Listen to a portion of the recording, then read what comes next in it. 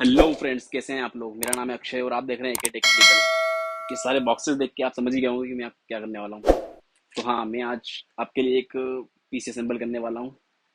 तो फ्रेंड्स, ये सारा सामान जो है कुछ ऑनलाइन और कुछ ऑफलाइन परचेज किया हुआ है।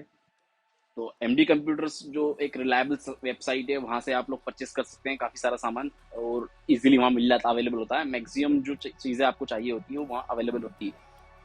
तो आप वहाँ से परचेस कर सकते हैं। अदरवाइज आप जहाँ रहते हैं वहाँ आसपास आप कोई शॉप या कोई मार्केट आप देखिएगा कंप्यूटर का वहाँ हो, तो वहाँ से ही परचेस कर सकते हैं। तो इसी तरह मैंने अपने सेलर मॉल से ये सारा सामान परचेस किया है। तो इसमें से प्रोसेसर और रैम मैंने ऑनलाइन ली थी, बाकी सारा सामान मैंने ऑफलाइन परचेस किया है। तो चलिए शुरू करते हैं।